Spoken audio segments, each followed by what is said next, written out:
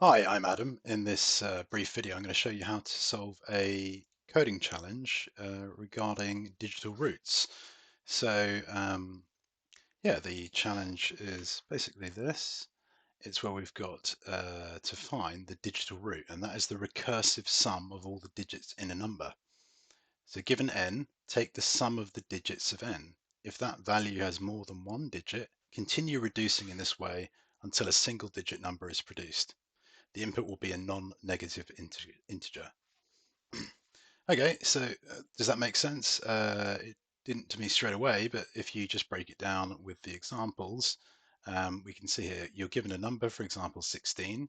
And if I add up the individual digits that make up 16, 1 and 6, we get 7. And it's asking you here to sum all the digits of n, and that is n, 16 in that example.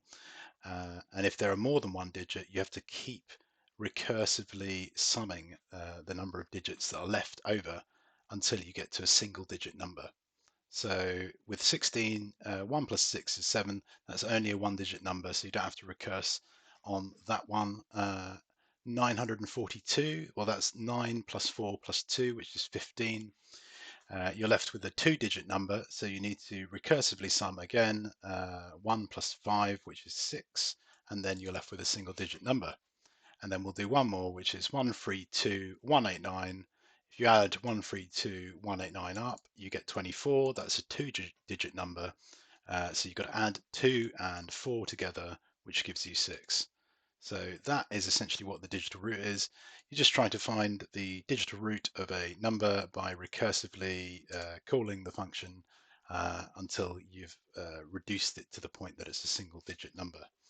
So how are we going to do this? I'm going to start by thinking about what I need to do to split this number up into individual digits, because that's what it's asking you to do first. Take the sum of the digits of n. So it's not the number itself, the whole integer, it's the individual digits that make up that integer. So I'm going to have to store in nums, and I'll call it nums because it's a collection of numbers, an array of numbers in integer form that make up the digits of n. So we'll do that. I could do this, put it on 2 lines, that comment. And I'll just go, oops. So I use a constant because I don't think I'm going to be changing this variable. I'll just give this 1 for now, the return. Actually, no, I don't need to do that. So let's just go, our input is n at the top there. That is the parameter in this function, digital root. I'm just going to go, first, I'll convert it all to a string. And then if I log nums, oops, let's run that. And then you can see it's logging the numbers as strings at the moment. And I want to break that down into an array. So I'm going to split that string on each individual character within it. And now we've got arrays of strings. So 1 and 6 are now split into their own individual elements within the array. So what I want to do is map over that.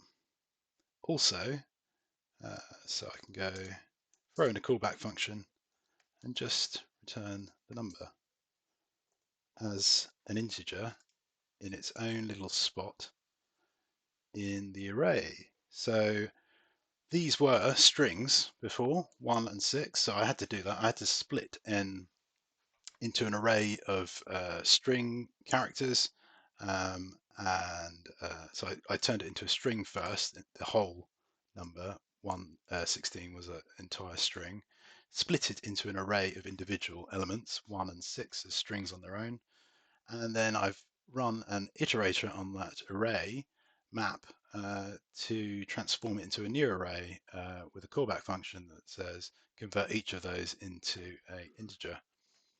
So that is done. Just check it again. 16942, etc. Great.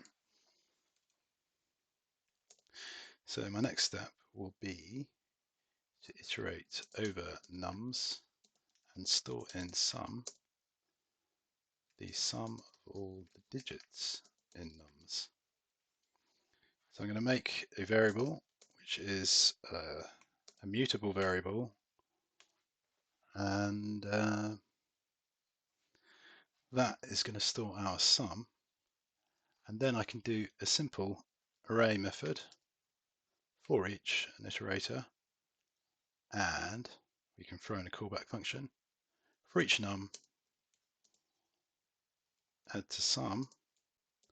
So we'll keep reassigning sum to itself plus itself and num,